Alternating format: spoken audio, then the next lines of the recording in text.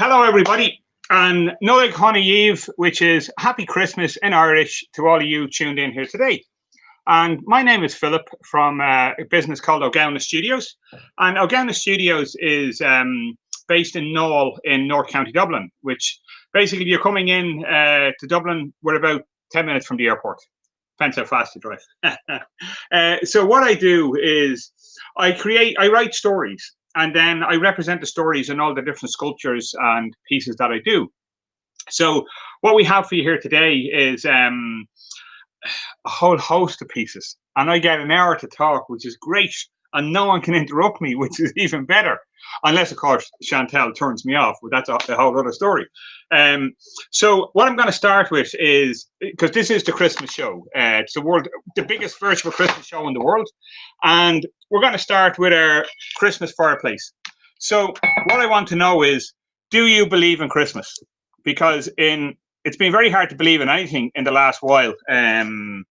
So here I've made, and everything is made from cold cast porcelain.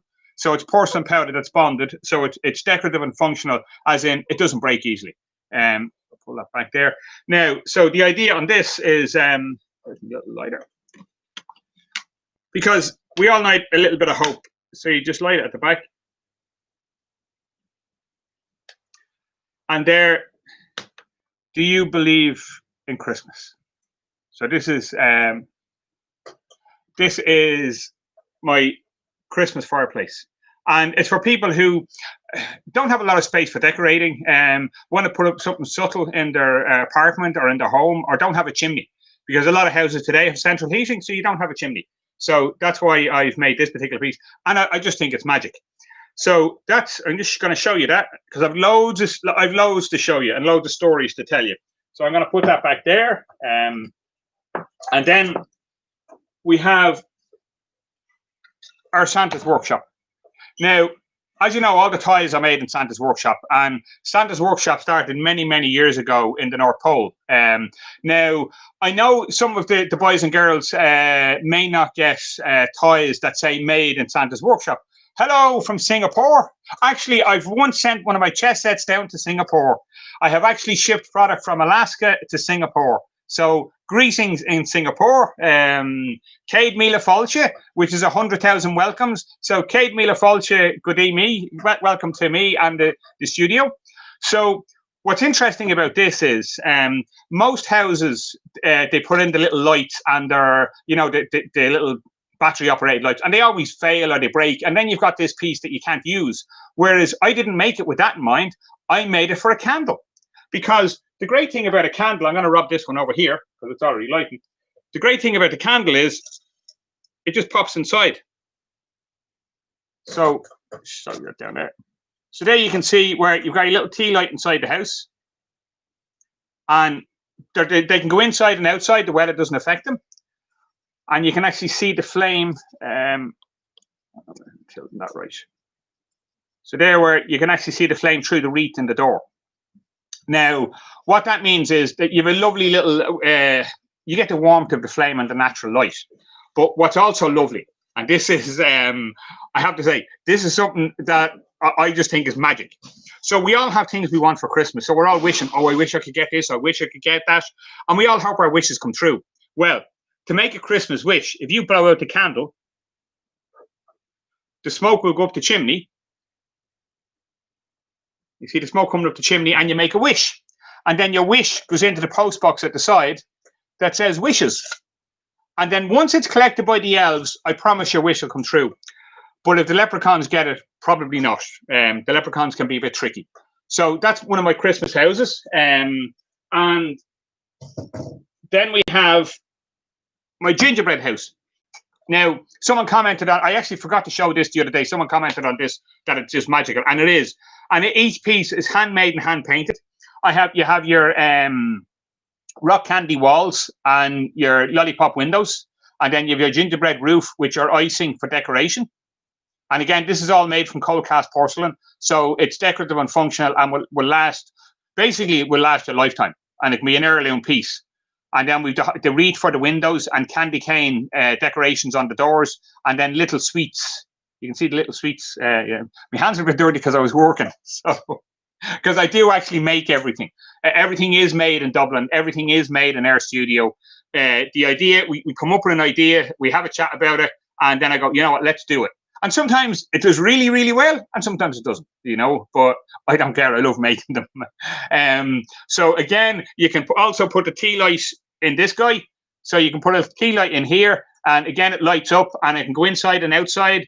It complies with all the Proposition 65, so it's safe. We don't use any toxic stuff on it, because to sell into California, you have to be Proposition 65, which means that you've no lead in it. So, Pauline, thanks very much. The gingerbread house is a particular favourite. It's very, very popular, and it's brand new. So, all of these pieces, you won't see them anywhere else. Like, you won't see these in basically, you won't see them anywhere because I make them. So that's the gingerbread house. Then I'm going to put him back here. Then we have, because our fairy doors. So this is your Georgian door. So basically, the Georgian door is very popular. Again, there's a hole in the top, so it can be hung inside and outside. It can go on your tree. It can stand on the mantelpiece by itself. And again, handmade and hand painted. And Dublin is famous for its Georgian doors and Georgian squares, which have been preserved. So if you've ever been to Ireland, you will see the Georgian doors. Or actually, obviously, a lot of houses in England as well have the Georgian doors, because the Georgian door relates to King George. And then we have Santa's Workshop. So Santa's Workshop, again, as I say, it started in the North Pole years and years ago. And I'll tell you why not all the toys say made in the North Pole anymore. It's mainly because when Santa started the workshop, all the elves made the toys. And then years later, more and more boys and girls were being born every year. So there was pressure on the elves to make all the toys. So what they decided was, they had a meeting. So Santa and all his elves had a meeting, and they decided, we need to come up with a plan. So they come up with a plan, and it didn't work. And then they come up with another plan. And the plan was that they would open up workshops all over the world. So Santa actually has secret workshops all over the world, and he gets little boys and girls to help him make the toys. So that's actually why not all the toys say made in the North Pole. And then we have our country house. So this is the country door. And so any self-respecting city dweller has a country dwelling, and it's a half door, so you can see the snow is kind of on the half door. And then it has the little dog flap, because if you're in the country, you have to have a dog. And you can have them in the city as well. So Bailey, that's Bailey's little dog flap to go in and out of the country door. And again, each one has a hole in the top, so you can hang it. You can put a piece of string through it. You can hang it on your Christmas tree. You can put a screw through it and hang it on, like put it onto your wall. You can put them inside and outside, and they're perfect for both. So I'm going to put these guys back here. And then I'm going to tell you about the traditions of Christmas and the Celtic traditions of Christmas, because most people hang holly wreaths. Like, you hang a holly wreath on your door. Do you know why you hang a holly wreath on your door? Do you know why you kiss under the mistletoe? Do you know where all these traditions come from? Well, most of them come from Ireland. Most of them are Celtic traditions. So here we've an Irish Santa, an English Santa, a Scottish Santa, and a Welsh Santa. And the Irish Santa has the traditional Aran hat, which is obviously unique to the Aran Islands. He also has the Christmas pudding. Now, what distinguishes each one of them is each one of them has the symbol of the country. So he has the shamrock. The Scottish guy has the thistle. The Welsh guy has the leek. That's correct. And the English Santa has the rose. So you can, the camera is very good, but yeah, so you can see the rose. So that obviously, but there's other things as well. So the holly wreath on the Irish Santa comes from the tradition of holly represents male and ivy represents female. And when they're joined together in a holly wreath, they symbolize eternal hospitality, which is why people hang holly wreaths on the door at Christmas time. So just put my logo there so you know who I am, O'Gowan Studios. So when you hang a holly wreath on your door at Christmas time, you're actually celebrating ancient traditions. And what the holly wreath actually means is it symbolizes eternal hospitality. Because holly is male and ivy is female, mistletoe brings them together. And what you're actually doing, because it comes from an ancient Celtic festival called Samhain, you're actually saying that the male and female of the home are welcoming people in to celebrate in the festivities, because Christmas normally happens at the darkest time of the year. So what they want to do is they celebrate, and that's why the place everywhere is decorated and everywhere is brightly lit. Now, the Irish Santa also has the Christmas pudding. Now, the Christmas pudding is ball-shaped to represent the sun, and the sprig of holly is put on top to symbolize eternal life. And that's why when they set the pudding on fire, and the idea of setting the pudding on fire is to symbolize the heat of the sun and the passing of the old year and the coming of the new year. And what it does is it symbolizes that the light will come again. So that's actually where the idea of the Christmas pudding being ball-shaped actually comes from.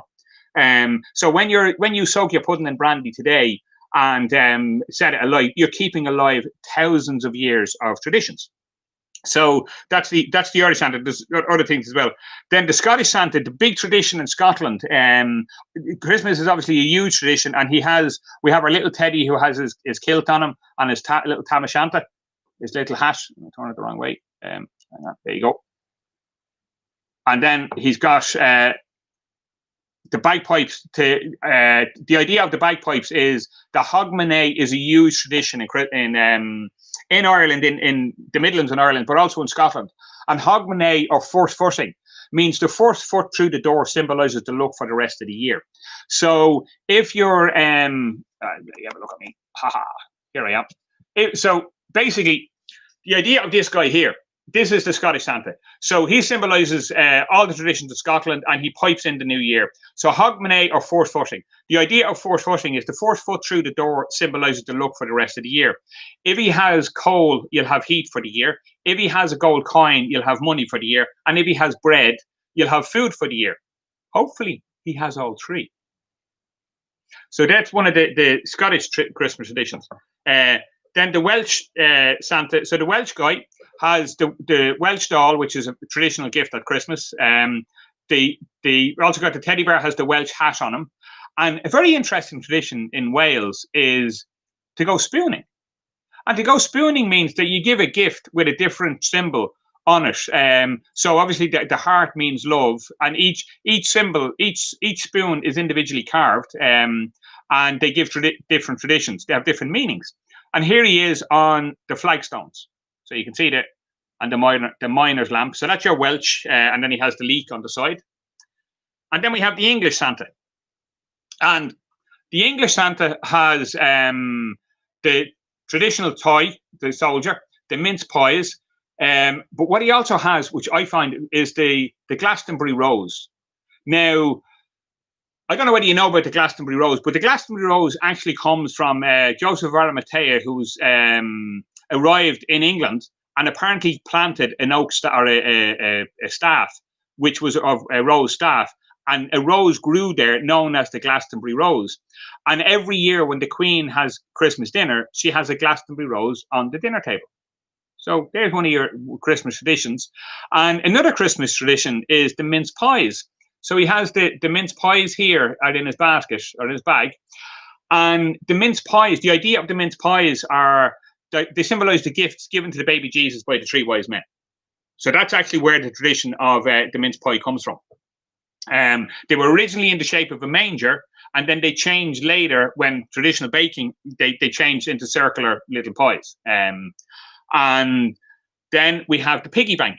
Now, Boxing Day. So you guys, we call it, in Ireland, it's Stephen's Day. In England, it's called Boxing Day. And the reason it's called Boxing Day is the alms boxes were opened on Boxing Day. So the day after Christmas Day, and people working in the serving houses opened the boxes on Boxing Day. So, and what's that got to do with the piggy bank? Well, here's what it has to do with the piggy bank. The piggy bank, they decided, they used to just make earthenware pots, and then they'd smash them and take the money out. Then they decided, when they were collecting the alms for the poor, money for the poor, that they'd make it in an interesting shape. So they used a pig, because a pig is no good to man until it's killed. They're great pets. I mean, I'm not saying kill anything, but they decided to make it in the shape of a pig, because the piggy bank's no good till it's broken and the money's taken out. Like me hairs and bits, not gonna have much of it. So there's your English. So there's your English, Irish, Scottish, and Welsh Santa Clauses. All right. So there's a little story on them. Now, what will I show you next? Well, I think the nativity. I think we all need a good nativity, which St. Francis was the man who started the first nativity. And here I have my dolmen nativity set. And, you know, Jesus would have been born in Ireland if they could find 3 wise men. But if they'd been looking for 3 wise women, it would have been an easier job. So here is the dolmen nativity scene. And the dolmen is unique to Ireland. You find them on the west coast of Ireland. You don't find them anywhere else in the world. And what they are is a symbol of old Ireland, of the old world. So what this nativity actually represents is old Ireland and new Ireland. So we're obviously known as a Christian country, and we are accredited with the preservation of Christianity through the Dark Ages, because when the fall of the Roman Empire, it was the Irish missionaries who went out spreading Christianity all over the world. So we have very strong Christian traditions, and of course, Jesus is the reason for the season. So this is it, and again, it's everything I'm showing you here. I make everything I'm showing you here. You won't see anywhere else. All right, it's pretty unique. So we've the 3 wise men who came from afar.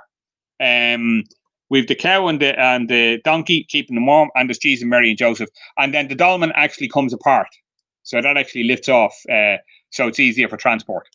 And again, it would last your lifetime.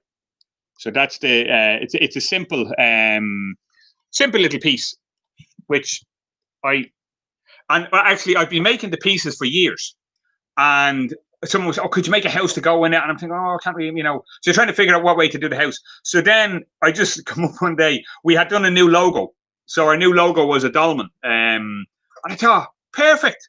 So that's why I made the dolmen. It was, I tell you what it was a Tuesday morning. I was lying in bed and I was thinking, I have a trade show coming up now on Sunday. And I need to do something with the nativity pieces. I thought, a dolmen. So I get up, I walked out the door, and there was literally 3 pieces of stone on the ground. And I thought, that's it, that'll do. And I picked up those 3 pieces of stone and I carved the dolmen. So that's actually how I come up with making the dolmen nativity scene. And like everything you do, any artist will tell you, any sculptor, designer, model maker, whatever you want to call us, don't call us too early in the morning. We'll all tell you we have these great ideas that we'll make these products and think, oh, it's gonna fly, it's gonna be great. And then it isn't. Or then it is, and you're going, oh shit, my hands are killing me because I can only make so many. So that's the dolmen nativity scene. And I know some of this, the other houses that are behind me. So, oh yeah, the bears. I have to show you the bears. If I don't show you the bears, a certain person's going to kill me. Because I have these little teddy bears. And the idea of the little teddy bears is they're getting everything ready for Christmas. So it's the Celtic Christmas collection, all right? And we have the pudding bear. And the pudding bear, he's basically sitting under the table eating the Christmas pudding. He's supposed to be helping, but he decided, I'm going to eat some pudding. And then we have, he's helping now, he's putting the candle in the window, because it's very important to put the candle in the window to welcome the stranger. So if the Holy Family are out that evening, they know they're welcome. And I know I should have shaved and I should have washed my hair, but I'm very busy. And then this guy got his pilot outfit for Christmas. So he's opened the packet before he should have. So he's delighted with his pilot outfit. Then we have, this guy's got an Aran jumper. So his granny knit him this Aran jumper. It's a little big for him, but he'll grow into it. And I remember saying this to a woman there last year at one of the shows in the RDS in Dublin. And she goes, yeah, and he'll get plenty of wear out of it. So she was giving it out to me because I said, Granny made the jumper too big. And then he's putting up the mistletoe. So there's a whole series of bears, little Christmas bears. So I'm going to put them back up here. Now, oh yeah, and then I have another, this is my Scottish Santa, another Mac Santa. So when you're in Scotland, all you do is sit down, relax, and enjoy the scenery. So put that back up there. Now, so that's some of the Christmas. Now, where do you think Santa goes when he wants to take a break for Christmas? He comes to Ireland. And so this is Santa on Christmas Day. So he's sitting down at the dinner table in Ireland, but he's asleep. He's knackered. because he's traveling all around the world.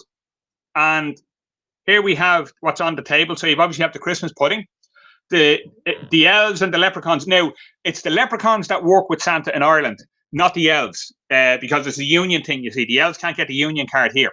So here we have a very detailed piece where you've got the little cat is asleep. There you can see the little cat's fast asleep. Then you have the little pig beside him. He's asleep as well, because they've all filled their belly. And then there's the milk, and there's even, and of course, while the cat's away, the mice will play. So there's a little mouse running across the top of the piece here. So this is Christmas break in Ireland for Santa Claus. And as you can see, it's a very, very detailed piece. So that's that one there. Now, we've also got some large Christmas pieces. So this is the harp, obviously, which is very traditional. This is the Irish harp Santa, and he's going to play the harp, play a bit of music, and he's got the holly or the holly and ivy wreath. Or is it? No, tell a lie. He has the shamrock wreath. So that's in there, and then we have the Caledonian Santa, and he's going to ring in Christmas, and then he's going to pipe in the New Year. And as you can see, he has the belt of thistle around the shoulder, the cape, and the Celtic cladding. And he has a little tam. So that's your Caledonian Santa. Hands up if you collect figurines or villages pieces. Say me. I not only collect them, I make them. Like I'm talking about villages. There's another piece. Again, you can put a tea light in it. It lights up. This is your Moon and Stars fairy. So this is the guy who looks after your dreams. So when you're asleep, he's taking care of everything. And again, we can pop a little tea light in here. We pop in the tea light. Light the flame. Because it's tricky to try and light it backwards. Did it work? No. Okay. And all of these comply with all the. I'm going to blow it out.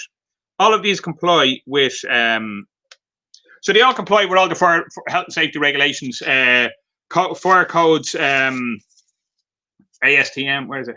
So it complies with ASTM F2061 and ASTM F2417. So basically, they won't burn your house down if you use them properly. So this again is, this is the Moon and Stars fairy. With obviously you've got the Moon and Stars, and he looks after your dreams. So that's him. Then I have this guy is the gatekeeper, and what he looks after is he looks after all your secrets. And some of you may need bigger houses because some of you have bigger secrets than others. And again, you pop the tea light in, the house lights up. So this is. And again, all handmade, all hand painted, and just great fun. Just so that's him. Oh yeah, so that's the gatekeeper. He keeps all the secrets. And then we have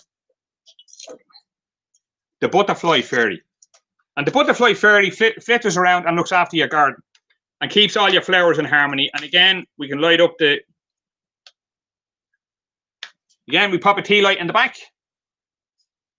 And the reason I went for tea lights as opposed to the ones with batteries and stuff is they always break. The battery things always break, right? These don't. So you can use this as much as you want and then put another candle in it. And again, each one, when you blow it out, yeah, keep Mary. That's right, Mary and Joseph, Lorraine, Ryan, keep Mary and Joseph on the way. Now here we go. I'm going to blow this out. And you're going to see the smoke going up. Is he Scottish? Am I Scottish? No, I'm Irish. I just sound Scottish. I'm based in Dublin, but I make Scottish Santa Clauses. English, Irish, Scottish, and Welsh Santa Clauses. Now, so here we have. We're going to blow out the tea light and watch the smoke go up the chimney again because I just love doing this.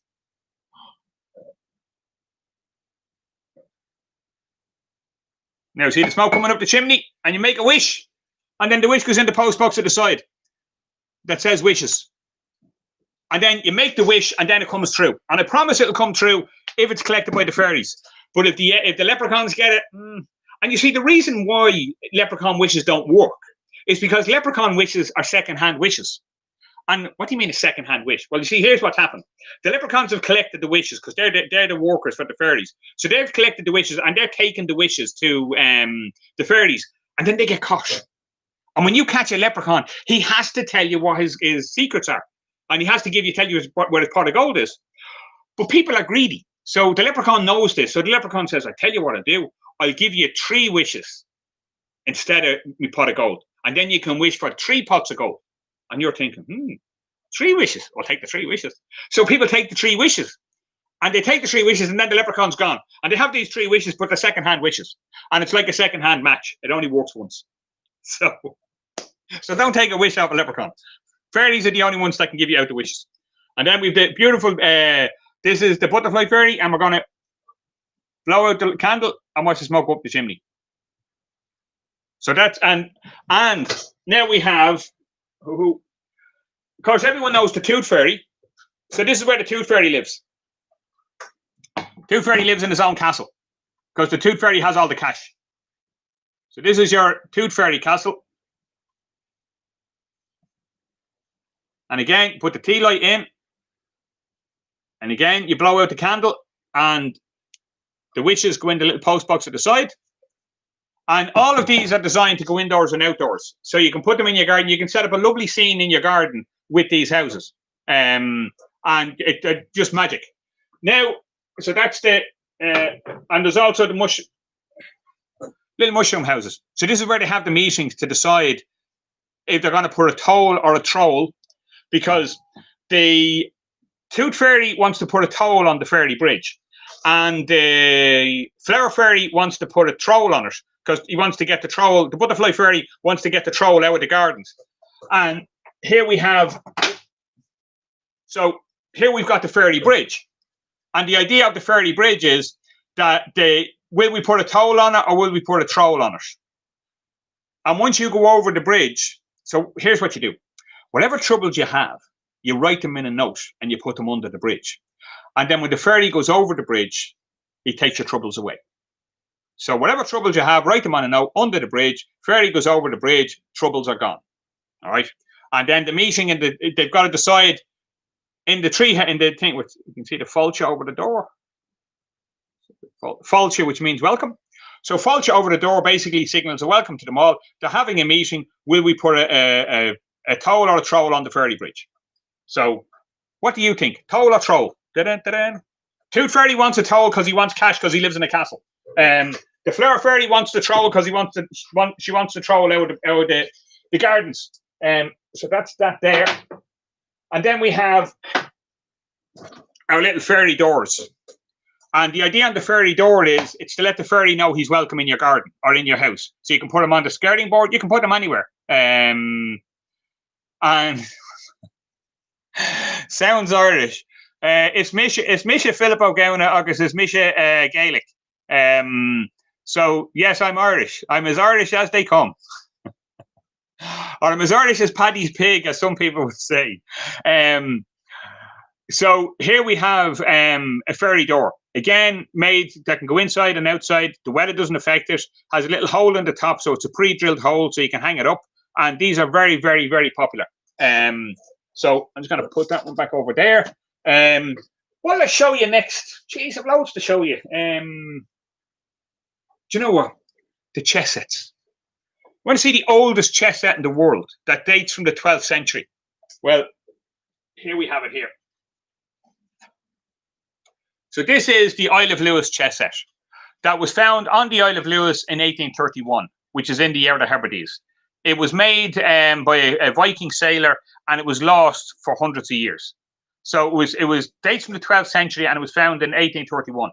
And one piece last year sold for $1.1 million in Sotheby's, one of the original pieces.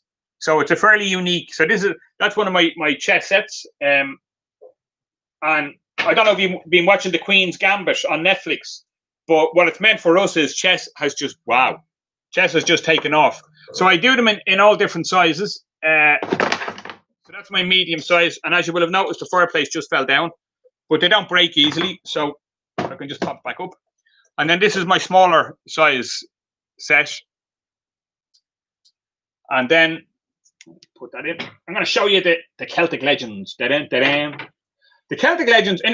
So in every culture in the world, there's a struggle between good and evil. So you've heard of yin and yang and all the rest. Well, in the Celtic culture,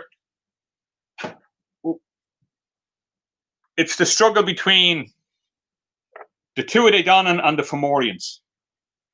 And the Tuatha Dé Danann are the people of light, and the Fomorians are the people of darkness.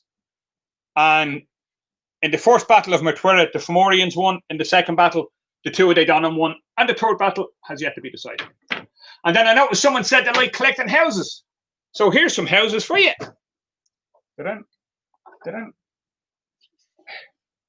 So this is a fisherman's cottage, based on a design of the cottages on the west coast of Ireland and how the fishermen lived. And the roof was strapped down so that the wind wouldn't blow it away. The little boat was what he used in the Wild Atlantic Way. So he used that to go out and go fishing. And you have the little turf and the lobster pots at the side. And again, this is handmade and hand painted by me in my studio. That's the fisherman's cottage. Could you tell the tree?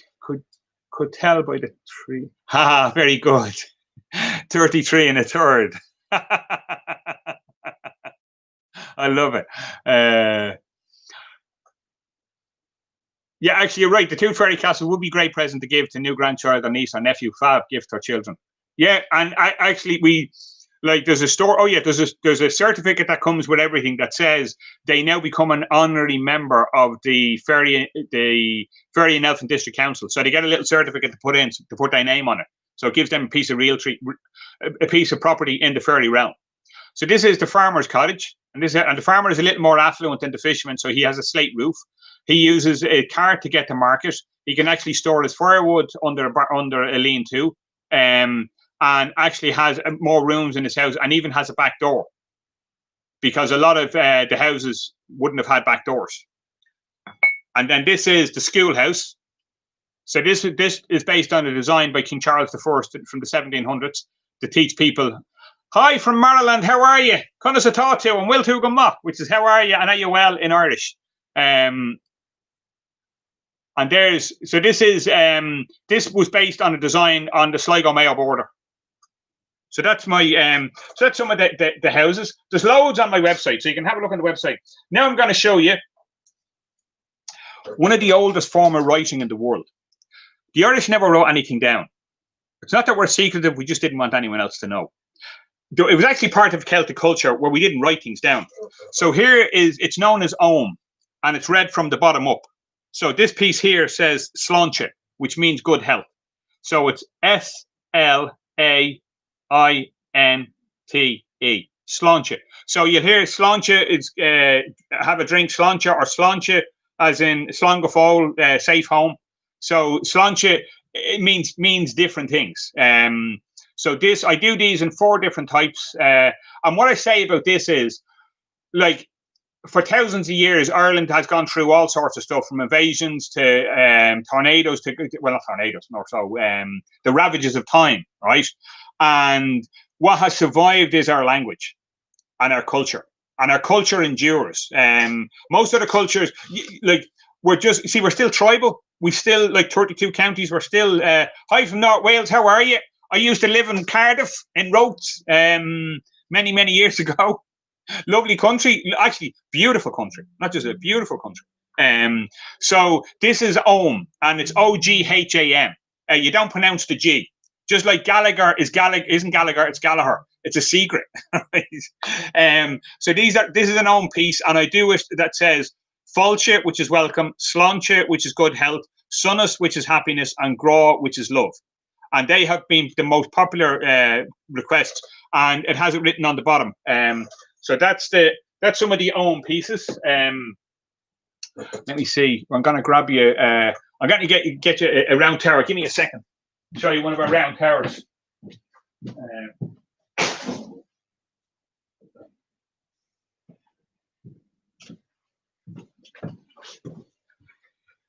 Did you miss me? I'm back. So Here is the Round Tower. So the Round Tower basically is, yeah, there's 69 of them around the country. These are credited with the preservation of Christianity. And the idea is the monk sat watch up here. When he heard the Vikings coming or saw the Vikings coming, he sounded an alarm. They then come up the rope ladder. So they pulled up the rope ladder and hid in the tower. It couldn't be chopped down because it's solid stone. It couldn't. They couldn't smoke them out because it's too high. Thanks, Sharon. Oh, Shannon, sorry. I missed you, but my aim is getting better, to see. So this is the Round Tower. And this is why we have some of the ancient manuscripts like the Book of Kells, why we have the Ardagh Chalice. It's because they were preserved in buildings like this. Because while the world was going through the Dark Ages, we were still here. And it's why, you know, I suppose Irish culture has endured, because the Romans didn't invade us, they invaded everywhere else, you know. So, like, I also do leprechaun chess sets. Oh yeah, if you're living away, you more probably know that Dublin won the 5 in a row. Now Gaelic games is huge here. Like this is a religion for us. Really is a religion for us. And these pieces, here's a funny story. These pieces here are museum reproductions of footballers that were used as promotion pieces 100 years ago. And you know what they were promoting? Cigarettes. It was promoting smoking, to tell people to smoke. So we've actually reproduced these in the 32 counties. So no matter where you're from, we have your county, whether it's Dublin, Cork, Galway. And what you'll find with Irish people, if you have some Irish connection, or you're talking to someone from Ireland, you'll ask where they're from. They'll always tell you. They'll always know the county. And even if it's second or third or fourth generation, they will have an idea of the county, because we're still very tribal and we still identify with our county. So I'm a Dub. Now, I could live in Cork for 100 years. I'll still be a Dub. And the people in Cork will still refer to me as, he's a Dub. Like, and that's just, but when you ask, I remember being in America and asking somebody, I was in Ohio, and I asked someone where they were from. And they said, California. And I said, but you don't have a Californian accent. I don't have an accent. I'm like, of course you have an accent. No, I don't. I says, yes, you do. And it turns out they were originally from Ohio, but they were now living in California. And I'm going, but then you're from Ohio. And they're like, no, we're not. I'm like, yes, you are. And it was obviously cultural thing, completely different. So that's the, let me see. And then, oh yeah, for the cultural, we do playwrights. So I have all the different playwrights, James Joyce, Yeats, Beckett, Shaw, all them different characters. You see, I think that's, I could go on telling you stories forever. All right. Like the Christmas editions of, let me see what I'll tell you next. The mistletoe, we've done the piggy bank, haven't we? Yeah, I think that's, oh yeah, do you know I haven't shown you the treehouse? So this is the fairy treehouse. And the idea on the fairy treehouse is, this is modelled on a treehouse that's actually in a place beside us called the 5 Roads. But there's actually only 4 roads. But it's known as the 5 Roads. And the reason being is the 5th road leads to fairyland. So you actually go through the gateway, the treehouse. And again, can go inside and outside. Weather doesn't affect it. Will last all day long. And I think that's kind of it. I think I've shown you everything that, I mean, there's loads of chess sets and the Ohm. And as I look around here, I'm trying to think, oh, do you know what I didn't show you? Haha. You can get it down off the thing. So when you look at Ireland, it's a funny little shape. It's like it's reaching out. It's reaching across to the lads in America going, come on home, come on home. We give us a big hug. It's like a little teddy bear. And what we have done here is, these, I have it laid out that the 5 provinces of Ireland, you see, right now there's 4 provinces, but it used to be 5. The bears are not on the website. Actually, I have to, I need to turn them on. I forgot to turn them on. So I'll turn them on in a couple of minutes. They were on the website, and then we were changing it. Most of my family in the land of the fairies, I'm sure. We're all in the land of the fairies. Like the fairies. That's my. Yeah, no, I'll have the bears on shortly. So this is when Ireland had 5 provinces, when Meath was the capital of Ireland. So as I was telling you earlier, we're very tribal, right? And being very tribal, the people in Cork say that Meath was, Cork will be. Sorry, that Meath was, Dublin is, and Cork will be the capital. So it's a bit like in Wales, where Swansea wants to be the capital, but it's not. It's Cardiff. So like basically the idea here is Meath was the 5th province, and Meath being in the centre, so it was like the belly button of the country. And there's now 4 provinces, but this is when the 5th province existed. And when we had 5 provinces, do you know we've been playing chess in Ireland before anybody else? Do you know that the Irish actually invented chess? Now some people may think it came from India. It didn't. It came from Ireland. So here is, put that over there. Here is basically the oldest game in the world. So this is Celtic chess. And Celtic chess this piece is in the National History Museum in Dublin. So I showed you earlier the Lewis chess set. Now I make the Lewis chess set. Yorkshire, I was up in Yorkshire there recently. We were up in, what's the tea rooms? Betty's, is it Auntie Betty's tea rooms in York? Love, absolutely fantastic part of the country. We were up in Harrogate and we went into York. Lovely. So here we have the Celtic chess set.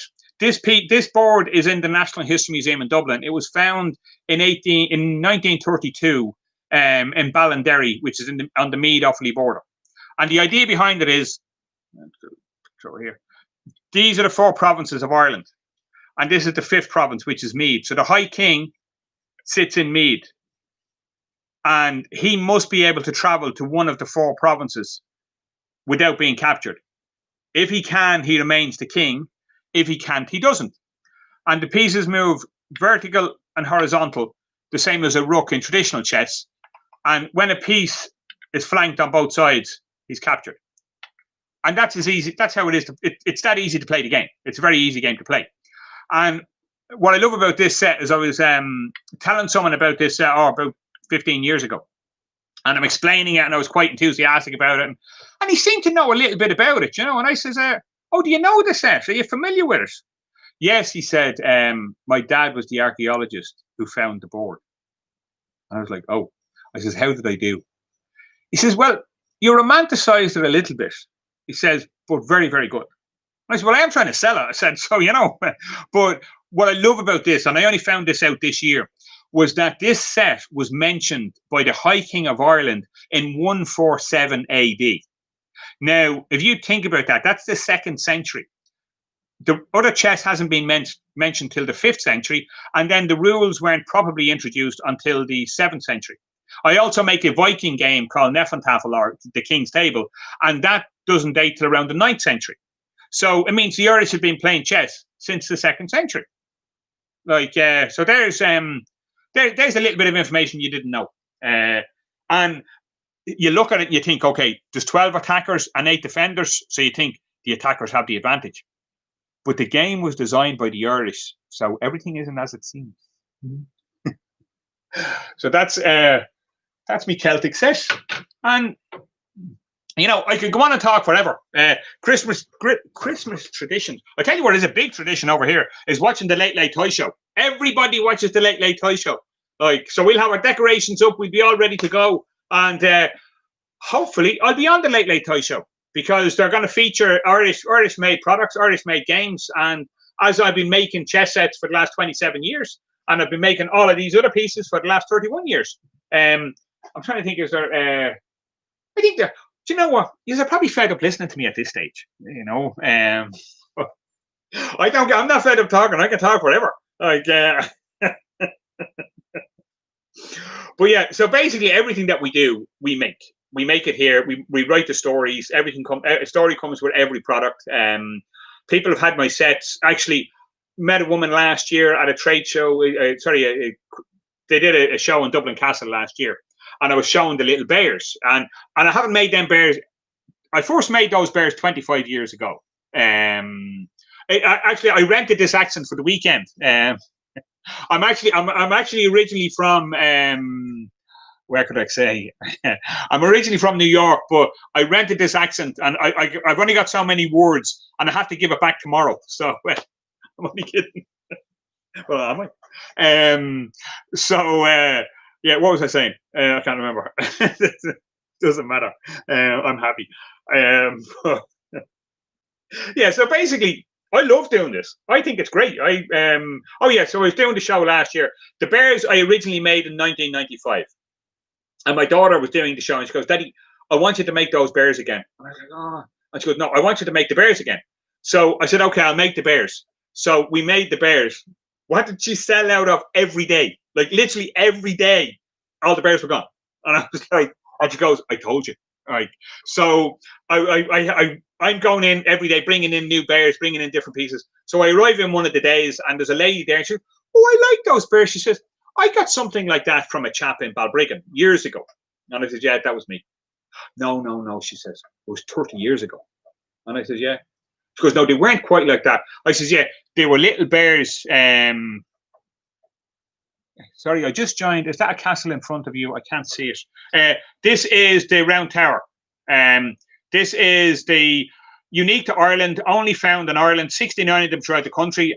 And if I had somebody else on there, they could tell you the story to see if they were listening. So the idea on this is the monk sat up here and kept watch. And when he seen a Viking invader coming, he sounded the alarm. The other monks come running out of the church and the chapel, up the rope ladder, pulled up the rope ladder, and stayed inside. And this is where the story of Rapunzel's, like it's also known as Rapunzel's Tower. So there's an awful lot of stuff from Ireland. So it's unique. You will see one in Glendalough, which is probably the best preserved round tower in the country. But yeah, so this lady was saying, no, she said, no, I did get bears. And I said, were they little bears with briefcases and bowler hats? And she says, yeah. And I said, yeah, they were mine. She says, well, I have them 30 years. And she says, every year she puts them out and puts them on a window. And I was delighted. I was thinking, that's lovely. That's lovely that something I made 30 years ago is still bringing someone joy every year. And like every piece I make is, our quality control is very simple. When we're working on it and the guys are painting it with me and we're getting them out, and they go, is that good enough? And the question is, if that was the last piece you were to either give to your grandparent or to get from your grandparent, would you be happy with that being the last piece they ever seen? Or either the first piece you got or the last piece you got? So that's it. If it's not good enough for you, it's not good enough. If I don't think it's good enough for me, I won't send it out. We don't do seconds. We don't do sales. We don't do special offers. We make our product. People like it, they buy it. They don't like it, they don't buy it. Like the price is basically based on time and material. Like I don't consider myself to be some master artist, or I'm someone who loves what I do and just need to get a few quid. Like so I think that's I'm trying to think of like I've loads of other stuff, but I don't have it all here because we make everything, we produce everything to order. So we're never in a situation where we have a glut of stuff that we need to get rid of. Actually, I'm just going to show you the other castle, seeing how you just joined. So this is the Tooth Fairy's castle. So this is where the Tooth Fairy lives. And again, you can put a little tea light in them all, and they all light up. Like so, that's the castle. And then I'll just give you a quick run through. There's the gingerbread house. Where's my Christmas house? Ooh.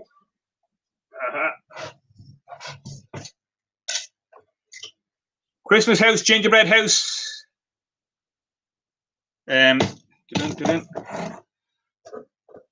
Christmas fireplace. So these will be around long after I'm gone. Fairy cottage. Moon and stars. Where's the other lad? See, the leprechauns move everything on me. I did have everything sorted, and then the leprechauns go, oh, you know, we're going to move that. And then this obviously goes at the back. You put a little tea light in, and it lights up. And that's your little flame of hope. Your flame to believe in Christmas. So I think that's... Do you make and sell? I make everything. I make everything. Starts off with a lump of clay, or well, actually wax, because you get better detail in the wax. The problem with the clay is, like, you wouldn't be able to get this that says wishes. If you try to do that in clay, it would pull, and like you wouldn't get this level of detail with clay. So that's why I use wax.